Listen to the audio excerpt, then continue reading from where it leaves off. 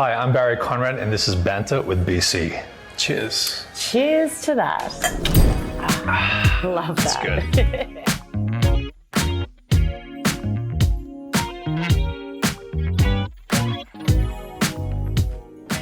And today I'm here with my guest, Erin Molan. Erin, do you want to introduce yourself to the people? Absolutely. Hi, everyone. My name is Erin Molan, and I guess first and foremost, I'm a single mum. You'll probably hear my child at some point, and I apologise in advance. I work in the media, in television and in radio. I have a kids wear line. I'm very passionate about a lot of charities. Love politics as well. Very boring, despite the number of articles that are written about me constantly. But yeah, that's essentially me in a nutshell. And to kick things off, we like to start with something called Two Truths and a Lie. Okay. Do you know how this works? I do. You're up. Okay. All right. 2 truths and a lie. I lived in Indonesia for 8 years. Mm-hmm. I have a tattoo with a 4-leaf clover next to my belly button. Okay. I was arrested for drunk and disorderly when I was 19. I want to say the first one is true, Indonesia. Correct. And you were arrested. Am I right? No. I have a tattoo of a 4-leaf clover next to my belly button. No, I was not arrested. Well, I just kind of thought maybe God. that type of, Well, no, I'm not saying that I'm perfect, but no, I haven't been arrested. I'm not stupid enough to get So caught. I totally got that wrong. That's the issue. I got the Indonesian one right, and that's about it. I love that. I was almost named Dean Martin by my parents. Okay, yes. Mate, The fact that you're trying to think shows me this is likely to be here we a go. lie. My first pet was a Siamese cat named Toby. Yeah, okay. And before pursuing a career in entertainment, I was going to be a forensic psychologist. Ooh. You What do you sound got? very smart, so I reckon the forensic psychologist is true. Why would you say that? Is it not? I could be bluffing. Well, see, the fact that you're even doing this now is like a mind game, so therefore I think Good it's one. true. I reckon the dog's a lie. The cat, you mean? Whatever. The cat's a lie. Cat's a lie? Is it? Correct. Yes! How did I'm she already win? ahead. Already ahead. Already ahead. Straight in. All right. Love Let's that. eat. Let's eat. Oh, this is so good. Banter with BC with a very special guest who only eats one fry. Sorry, but it was a 3 p.m. call time. I've had lunch. I don't have issues. Which Ooh. actor would play you in a movie about your life? I'd love to say Margot Robbie, but I was probably being very generous to myself, which I'm very happy to be. Just own it. I don't know if she'd have the depth. Margot, are you hearing this right now? No, as in she would have to go to some really batshit crazy places to play me, and she's amazing. I don't know if Kate Blanchett could cover the kind of depth of my life and the places I've gone and the places I've been. But look, if I had to choose someone, Charlize Theron, actually. South African too. Love that. She's amazing. Even I saw her in an ad a couple of days ago and she just looks sensational. And on the side of a bus, in fact, Eliza will often point and say, "Mummy," which I'll take every single day of the week. So yeah, maybe Charlize Theron, but I still think it would be somewhat struggle town for anyone to. But yeah, I think if I had to choose someone, it would be her. Okay, Charlize. Charlize. Good call. I'll take that, yes. And South African. Perfection. Perfection. Dig in. So growing up, you moved around a lot, like around the world. 16 schools. Yeah. So how has that affected your idea of what stability means? It's a great question. I think in some ways it was really beneficial in that I can walk into any room and not know a soul and be completely okay. But I think in other ways, as I've gotten older, you start to look at different vulnerabilities you have and link it back and think, I wonder if that's because there was such a lack of stability growing up and there wasn't that consistent friendship group. You know, I'm so jealous of people who say, oh, I've been friends with that person since kindergarten and all the way through school. And I just don't have that. But what I do have is this incredible perspective on the world that it would be very difficult to have had I lived and grown up in Australia. And having lived in a country like Indonesia, and particularly living there during 1998, which is when the Suharto regime fell. And for those who don't know, President Suharto was in power for 30 odd years, incredibly corrupt, incredibly powerful, and to watch a country stand up finally and say, enough, we want democracy, we want freedom, we don't want a dictator who essentially has given all of his children ownership of all the major infrastructure, the highways, everything else. We want to elect someone, was incredibly special and significant, and was the thing that probably was the catalyst for my interest in politics and in journalism. So to be able to watch a country do that and to be part of it, to be caught up in the riots themselves. We were there when the Trisakti University shooting happened, which is a very famous shooting where students were killed, really awoke something in me at a very young age. Wow. And I think seeing as well poverty, you'd stop at traffic lights in Indonesia, and we were there as part of the diplomatic corps. We'd be in our beautiful big car with the driver, we'd have maids and cooks at home and guards and the whole thing, and you'd stop at a traffic light and there'd be lepers on the road and there'd be women with Wow. babies begging. We had 2 stints, so one when I was kind of 8 to 11, the other when I was about 14 to 17. You're exposed to that at a young age. So when I came back to Australia, I understood how blessed we were. I'd seen real poverty and real struggle daily, and understood intimately that we were so lucky to even have a roof. And I think that perspective is something that's very rare in most other kids in Australia, because we're the luckiest country in the world. If you grow up here and you're part of this community, you don't see poverty like that because we're blessed. And yes, there's homeless people, but in a lot of ways you're sheltered from it if you live in suburban Australia. So I think it shaped a lot of the charity work I do. I'm very passionate about raising money and raising funds for causes that I care about. And I don't know if I would have had that empathy had I not experienced that time in Indonesia. And I speak the language fluently as well. So not that I've been able to use it much in my old line of work and now my current line of work, but it's something that I treasure, that ability to, when I hear the accent or hear a word, I get very excited if I'm anywhere, and I can then practice a little bit. But yeah, so I speak another language as well. So it's an incredible experience, but also one that I look at now and look at different maybe vulnerabilities that I've had over the years, and maybe that's due back to the fact that there wasn't that stable environment external of our family, because our family was very stable. So yeah, it's interesting. Can you give us something in Indonesian? Absolutely. Senang sekali bertemu dengan Ana. Ini makanan, aduh, terlalu bagus untuk saya. Tetapi saya sedikit tidak lapar sekarang.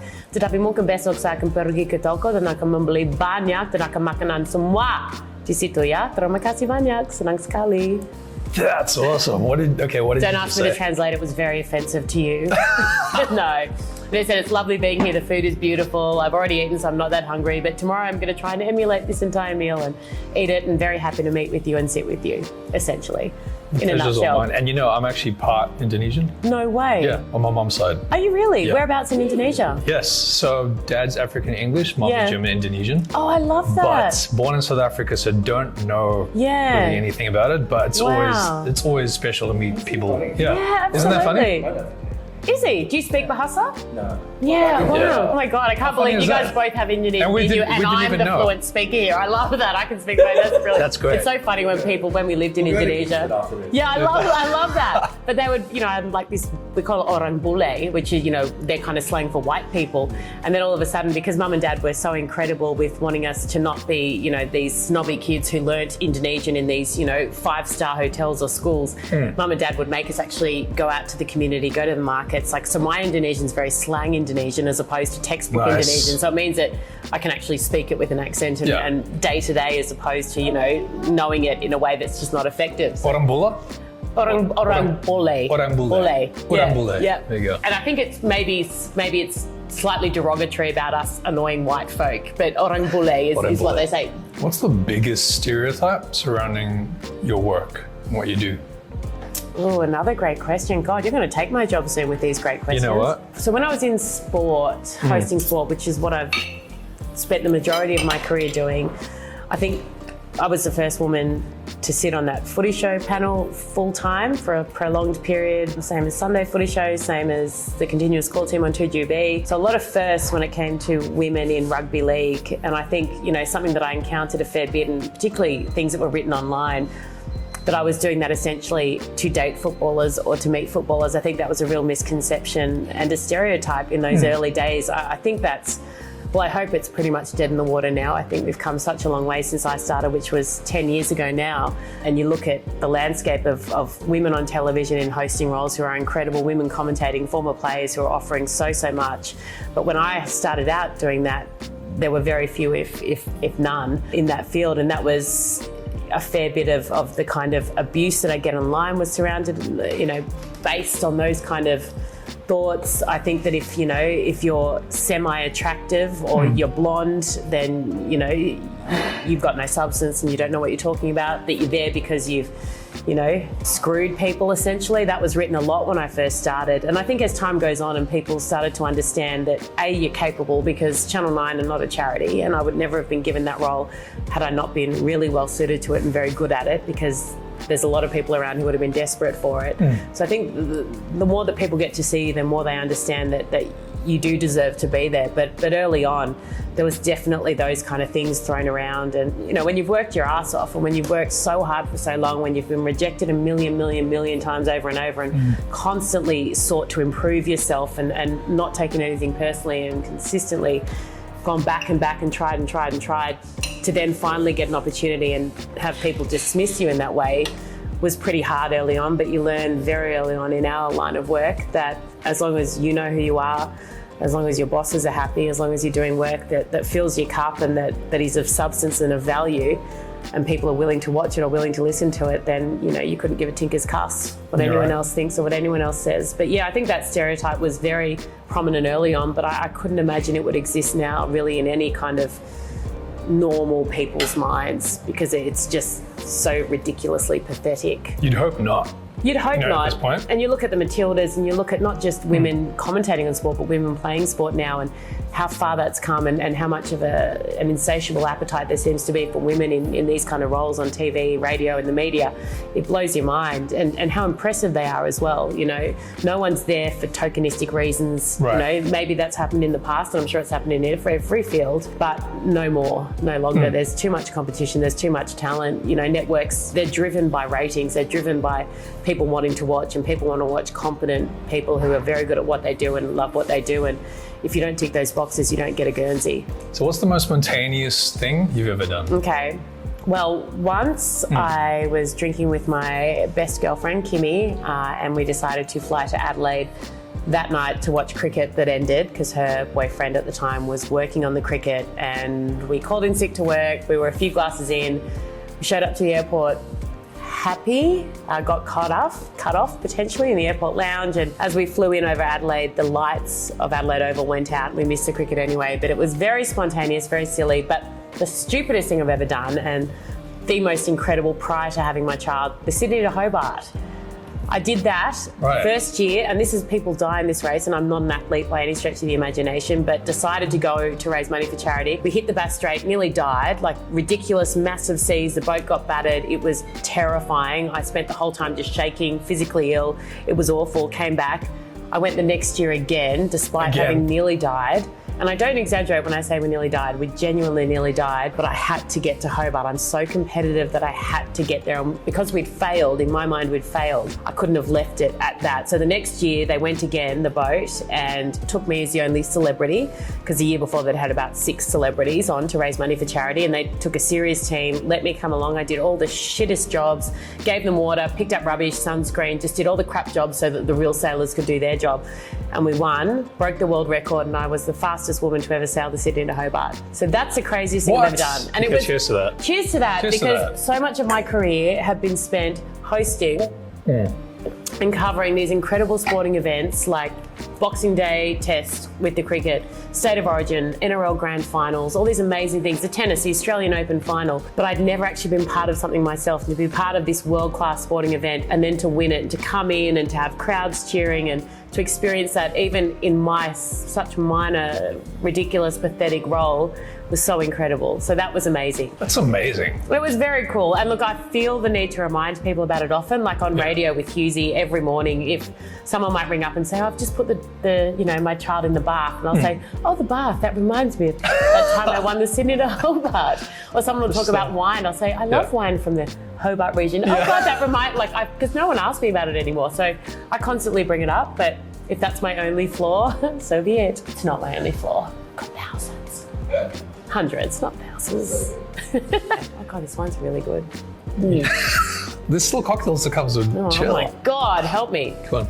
So you've endured some pretty brutal, horrific abuse online trolling, which ultimately led to the Online Safety Act being passed by Parliament in 2021 Was there a pivotal incident that helped you to get behind that? And what does being an advocate of anti-cyberbullying mean to you? This is probably one of my favourite topics to talk about, apart from my little girl. And I guess she was probably, in some ways, unbeknownst, the catalyst. There were two crucial events for me. And I'll preface it by saying, you know, when I started out, I remember my first ever night on the Thursday Night Footy Show, and that was my first foray into prime time, a national profile, and it was my first experience of cyberbullying, and I was completely unprepared, had no idea that it would come. I finished my segment, and I'm very self-deprecating, but I nailed it, did a brilliant job, got nothing wrong, and then I checked Twitter, and all of a sudden the flood of insults was so overwhelming. And what struck me early on was that it had nothing to do with what I'd said. No one had said that I'd gotten it wrong or that I was incompetent or that I didn't know my stuff. It was insults regarding my gender, the fact that I hadn't played, what I looked like, and it was vile. It wasn't just you're ugly, because, you know, that's mean, but God, we're big boys, big girls. We can, you know, you work in the media, you work in the spotlight, that's going to exist, fine. Fair play, not nice, but who cares? Yes, okay, good girl, baby. But when I started to read through, and I now, of course, don't look at anything, but back then I had no idea what was going on. You know, there were threats to rape me, threats to kill me, and I'm going, what the hell? I've literally just done my job on a television show talking about sport, and I'm having death threats come at me. And for the first, say, 5-6 years, I lived with that daily. And I never spoke about it. When journalists would ask me about it, because other people would see it, I'd be so embarrassed because I felt like it was almost, there was this perception that everyone hated me, and I was so embarrassed. So I never spoke about it, and I didn't want to look like I was seeking attention. I didn't want to be a victim. I was in a bloke's world with all these footy players. I never wanted to be the one singled out as being bullied or anything like that. And a lot of it was embarrassing and hurtful, the things that were being said about what I looked like and sexually, things that people wanted to do to me sexually. It was just awful. So for the first 5 or 6 years, I just ignored it. And that was the advice I got consistently from people, was just completely ignore it. Same as from my dad, you know, dad would say, just completely ignore it. Who cares? Blah, blah, blah, blah, blah. And then I remember being pregnant with my daughter and getting messages from someone telling me that they were going to rape my unborn child. And I was heavily pregnant at the time. I was quite sick during my pregnancy. I was also being stalked and followed by someone who was then subsequently charged in court. And I remember just parking my car underneath and just shaking, and for the first time in my life feeling physically threatened by things that were written online. And at that stage I thought, you know what? I'm happy to be told I'm ugly. I'm happy for someone to say they don't like me. I'm happy for someone to say that I suck at my job. Absolutely. I don't know why, as in keep it to yourself, say it to your partner, why you've got to send it to me, but whatever. But what I'm not willing to be subjected to and to put up with is someone threatening to rape my unborn child. And I went, nah. And I went to the police and I looked at all the options available. They ended up charging this bloke. But really what they were able to do was so restricted because these laws did not exist that protected people online. And what I was asking for was nothing different than what already exists in the real world. I'm not a princess. I am tough as nails. My dad was a major general in the army. It takes a lot to hurt me, and I was subjected to horrific things that I survived for many, many years. But I thought, nah, if you're not allowed to walk up to me in the street and say I'm going to rape your unborn child, you should not be able to do it online. And the fact that it was starting to impact how I live day to day, I was living in fear for my safety, for my child's safety. And so I remember being on radio and I've been mulling this. I've gone to the police and I've been thinking, what can I possibly do? And all these people, oh, just ignore it, just get offline. No, being online is part of my job. Being on Instagram is part of my job. Why should I get offline when these perpetrators, and they are perpetrators, these vile humans who are sending me rape threats, can stay online, but the solution that society thinks is acceptable is that I should get offline? That's utterly ridiculous. And I remember Anthony Seibold, who's now a very good friend of mine, who was at the Broncos, and he's not even on social media. So people's whole thing of get offline, get offline. Yeah. That doesn't work. He's not on social media. His wife and children were being sent things, threats, being told that he was having sex with players, that he was doing drugs, all these horrific things that were ruining their lives were written online, and he wasn't even online. So the whole thing of just get offline does not make a difference. And that's when I went, nah. And I was on Jonesy and Amanda in the morning and just unleashed. And it's the first time I'd ever gone off about it. And I did it in what I hope was still a measured and respectful way, but I said enough. I said enough of this shit. You know, we are all, you have to be resilient, you have to be adults, you have to understand in the public eye there's elements that you can't control and they're going to hurt. That's completely fine. I get paid handsomely, very handsomely, to do a job that I love. how lucky am I? But you do not pay me enough. No one pays anyone enough to be fearful for your life or to be subjected to it. So then I started lobbying ministers, the Prime Minister. I went and saw him in Canberra, went and saw the Communications Minister, Paul Fletcher at the time, with Scott Morrison in Parliament, and I begged them essentially. I said, for our kids, we need to protect our kids. I'm fine now. There's nothing that anyone could write about me online now that would hurt me. I've been subjected to so much. I'm so resilient and I'm battle hardened now, which is a bit sad in itself. But this is about our kids. I want my daughter to be safe online. I want your daughters to be safe online. I looked the Prime Minister in the eye and said, I want your daughters to be safe online. And pushed and annoyed and went on every platform that I could possibly get onto to preach this. And the correspondence that started flowing was mind-blowing. Thousands and thousands of messages, letters, emails, people stopping me in the street, teachers saying to me, I teach you 3. The first 2 hours every morning is not maths, geography, English. It's dealing with the fallout from the online bullying the night before. And I was blown away, 9-year-olds. And because post-COVID, all these kids were suddenly online. And even if your parents took them offline, this whole just get them offline, other kids were online writing things that they'd then go to school the next morning and be told, and they'd be distraught.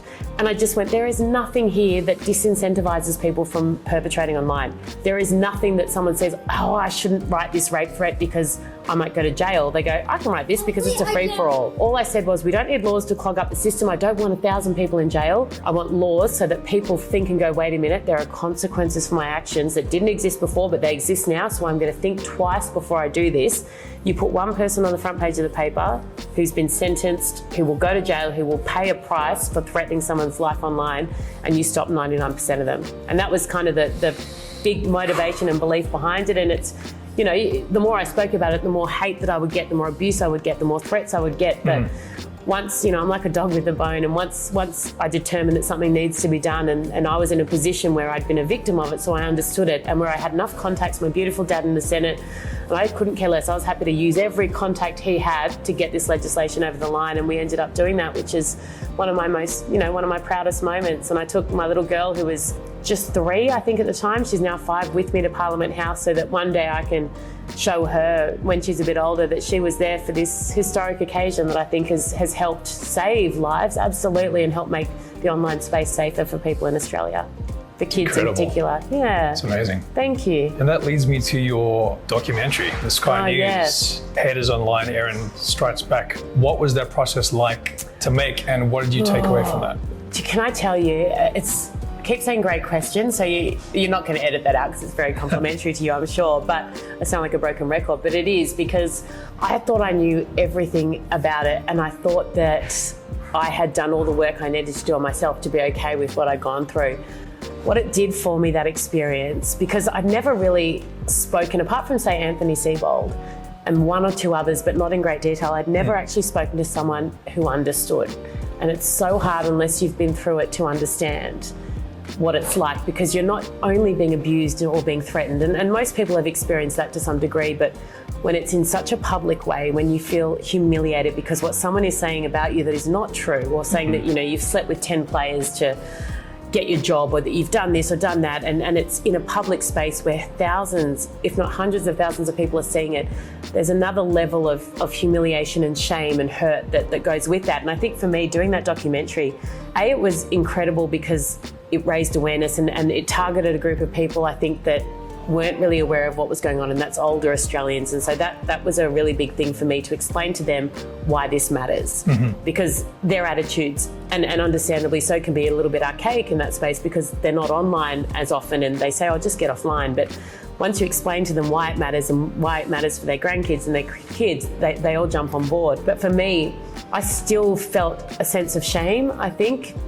because I'd been told so many times how shit I was, how ugly I was, how disgusting I was, how bad I was, how many people hated me, how I'd ruined this, ruined that. But, that said to you daily, even when you block it, even when you don't look, you get alerts. Even when you don't search comments, you still see it. It's impossible not to see it. And when I now don't look at anything, and that's my coping mechanism. I haven't for many years now. I don't look at comments on articles. I don't look at other people's social media. I don't even read my own comments most of the time. And that was a great way for me to cope. But what doing this documentary did was, it actually made me feel for the first time in my life that I wasn't weak because it had impacted me. I spoke to 2 or 3 people who were so strong, so resilient, so impressive, who were essentially brought undone by what had been done to them online. And in some ways it made me stop and go, hey, you are actually incredible for surviving it, because in some ways other people would be quite dismissive of it. Oh, that doesn't matter, who cares, just ignore it, blah, blah, blah. And so that then made you feel almost that you didn't deserve to be hurt by it. Mm-hmm. So speaking to other people who I thought were amazing, who had also been brought undone by it in some way, shape or form, actually enabled me to be gentle on myself and not feel embarrassed that it had hurt me, because I would hide the hurt from it for so many years. So many years I'd be sobbing, hysterical, anxiety riddled, just a mess, but I would hide it from everyone because I was embarrassed by it. And that documentary made me realise that there was no shame in what I'd gone through, that it wasn't my fault, that I was a victim. And I hate that word because I hate associating myself with being a victim, but it's okay to be a victim, because I then fought back and I then made it better, and I then stood up for other people and hopefully stopped them going through what I went through. Awesome. Yeah. Thank you for sharing that. No, thank you. Thanks for asking. What cheers you up on a bad day? Oh, Erin? I'm not going to say great question. What cheers me up on a bad day? Can I just say though, I've done, I reckon, a million of these type of things since I started in television 15 years ago.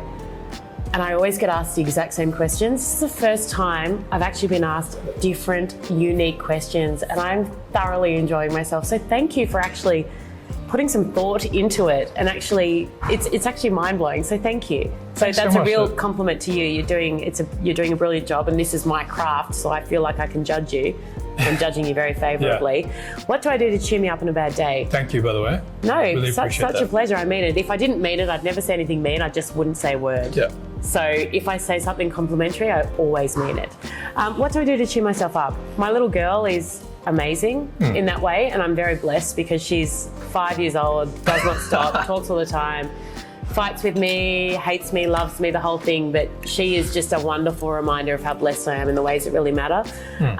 My mum and dad, and obviously I lost my dad at the start of this year, so that's one less, no thank you, that's one less option I have, because Dad and I had so much in common. We were so close. He was a politician, and before that a Major General in the Army, and two of my passions are politics and national security, so we would talk all the time. So that was one way that I would always, and if I'd have a hard day at work, or someone was being mean to me, or even a fight with a boyfriend, or I mean, I wouldn't go into details with Dad because he wasn't really a details man, but calling him and talking about the things he was passionate about, that he was doing in Parliament, the situation in China, the war in Ukraine, Russia, any of those things, it sounds ridiculous, but that's a way that I could get out of feeling in a bit of a funk. I love a wine. Always love a wine, thank you so much. My job, I'm really lucky in that work for me, when I've gone through really tough times, and a lot of my tough times have been very widely publicised, and that's part and parcel of the job I do. But for me, always rocking up, and that's something I've always learnt, that even if I'm at home under the doona and think, I want to hide from everyone, I don't want to be seen, I'm either humiliated by what's on the front page, or I'm angry, or I feel I've been unfairly done by, or I'm upset, or I've had a fight with my partner, or blah, blah, blah, blah, blah, blah, blah, I always show up. And that for me enables me to keep going. And Dad was exactly the same. And I get that from Dad, just this incredible work ethic that you just show up, you don't let anyone down. So that actually helps me get through tough times. I watch news. It's really ridiculous. But I watch Sky News, I watch the BBC, I watch Fox News, I literally, and I read news, and I listen to podcasts on Ukraine, Russia. I have this insatiable appetite for information and for news, and that cheers me up as well. So I need to get into something skanky like Real Housewives or something to probably lighten up a little bit. But yeah, and being with people I love, being with my partner, being with my little girl, with friends. I don't have a big friendship group, I really don't, and I'm very happy to admit that. It's and I think with the schedule that I have, I kind of look at what matters to me and what I can make time for, and really only a couple of friends that I see a lot. My work colleagues are my great friends, and my family are obviously friends, but there's just not a lot of time outside of that to have a big circle of friends. So I've got a small circle of friends who I love as well. So yeah, those are probably quite normal things. It's the ragu. It's really good. It's a crowd favorite. That ragu is ridiculously good. Thank you so much. Oh, stop Ricardo, it. You're the best. And that's special for you. You're the best. Thank you so much. That's beautiful. Oh my gosh. We have to start with it. Okay. This place, I told you, right? Oh, I it's know. legit. This is ridiculous. Yummy. Wow. What's your cocktail? It's something with kiwi, which Yeah, is love that. I'm a kiwi, so that's Yep, good. there you go. You're a rugby union fan? Well, it depends who's playing Yeah, on right. the day. What about you? Obviously. Yeah, no, I actually loved rugby union and, well before league. And I was always Richie McCaw rather Cheers. than Dan Carter. Oh, why? I Okay, give me know. 3 reasons why. Richie McCaw, he's rugged.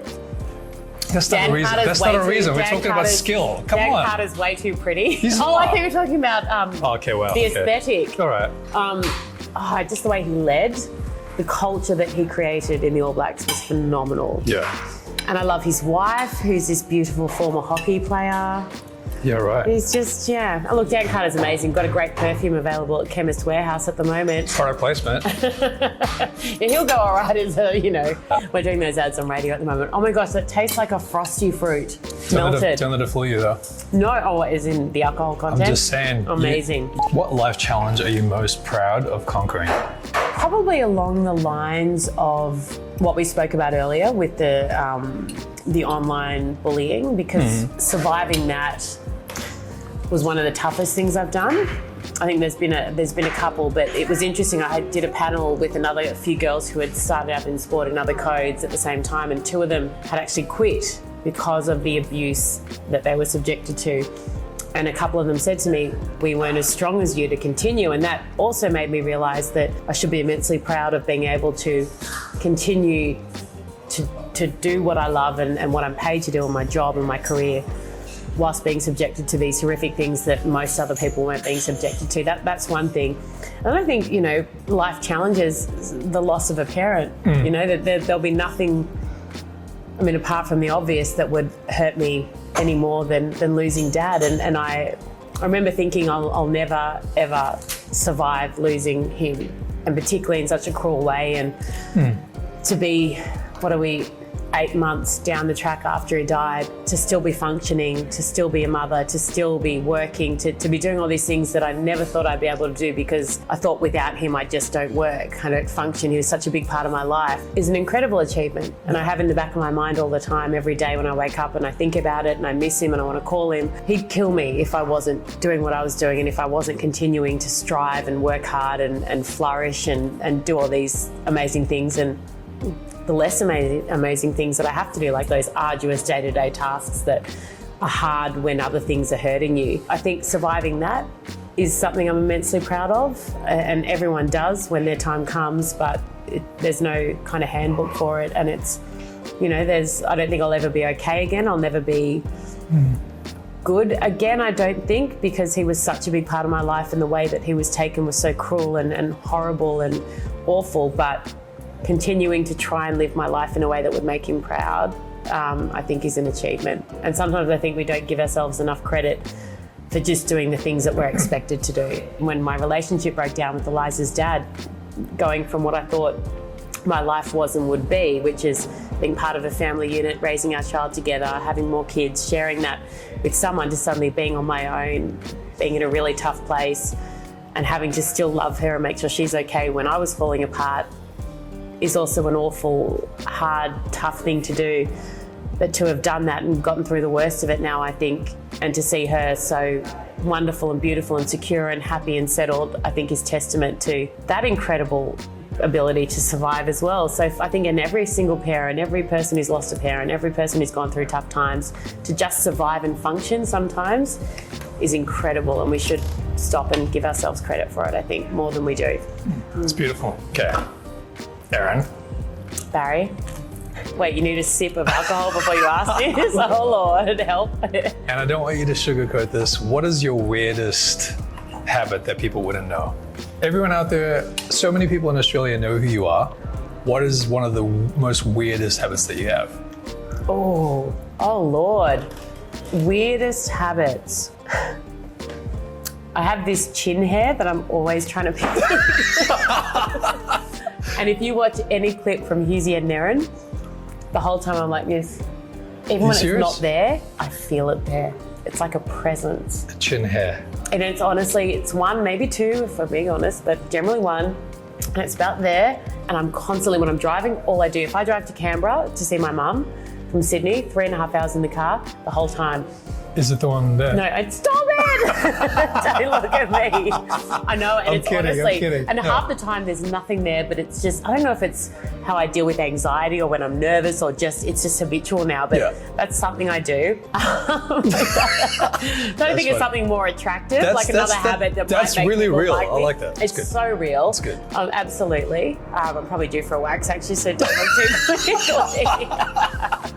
Oh, But in wow. terms of habits, I mean, I watch way too much news. I would rather, We need to sit there change and that. We watch. need to I get know, you onto I need something. to be much more Like, what about a exciting show, and like full. a series, not like a reality show, but like I feel like when I don't have my child and when I don't have work to do, I'm so tired I'm either sleeping or I feel like then I need to watch this so I've got less work to do when I'm getting ready for my show, so I'm more across things. But I have watched a few episodes of that Housewife show.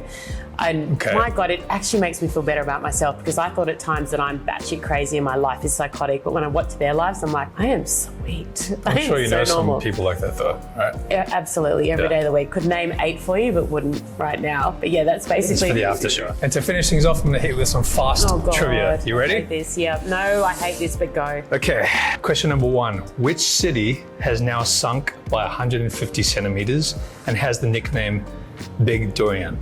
Okay, you're asking someone who works on Sky News Australia about something to do with climate change, I'm assuming? The Big Durian. What's the city? Oh God, I have absolutely no idea. Is it in Australia? Is it international? Is it the Pacific Islands? You tell me. Big durian. Is it in Indonesia? Because isn't durian a fruit from Indonesia? Good drink. Is it Kalimantan? Sumatra? Sumatra, Java? No, they're not cities, they're islands. Jakarta? Yes. Is you're it correct. Jakarta? It's Jakarta. What? You've got oh it. My, yes, because the durian Yes. actually tastes amazing, but the smell will make you. But I thought you'd get that straight away. No, like durian? I The smell is disgusting. The smell is disgusting, but the taste is amazing. Oh Yep. my God, yes! You got it. It took Okay. me a while, but I got there. Question number 2. Yes. In the Australian Army, who commands formations of division size, holds senior executive appointments within the Department of Defense, and is referred to as the 2-star rank? Major General. Correct. Salute to you, Dad, up there. Which gymnast holds the record for most all-round national titles with 8 US championships? Simone Biles. Correct. Yes! I love her, plus Nadia Comaneci, plus Olga Korbach, and Alexei Nemov was my favorite ever male gymnast. It was amazing. Oh, I like Svetlana Korkina as well because she was tall. I was obsessed with gymnastics for years. Okay, you're never gonna get this one. Oh, Which TV presenter once ordered Uber Eats 6 times in one day? 6 times in now one I've got to day. say, the Who was that? headline for that was very misleading because it made it look like I was doing other things 6 times in a day. So news.com, Daily Telegraph, Daily Mail, you all got much mileage out of that. Me. And it wasn't, Erin it Molan. sounds worse than what it is. 6 I had to times? order salt separately because the fish and chips came and there was no salt. You ordered salt separately from the servo. And yes, the servo's 300 metres down the road, but I don't like be to get bothered out getting much. Yeah, I'm not a big people person. Final question Oh, yes. to sum everything up. Am I 4 from 4 so far? Yep. The process and outcome of successfully adapting to difficult or challenging life experiences is called The process or outcome of successfully adapting. to difficult life challenges or experiences is called. Is it resilience? Yes, correct. Oh, yes! Yes! God, this 5 is for my 5. greatest. This beats the Sydney to Hobart. Yeah. This beats childbirth, having her. This beats. What else have I done that's impressive? The legislation, the Online Safety Act. This is my greatest moment. Erin Molan, thank you so much for coming on the show. It's been a pleasure. You're amazing. That was so much fun. Thank you for having me. Thanks for watching. Oh, that was awesome. Yay. If you love this episode of Banter with BC, don't forget to like, comment, share, and subscribe. Thanks for watching, and we'll catch you next time.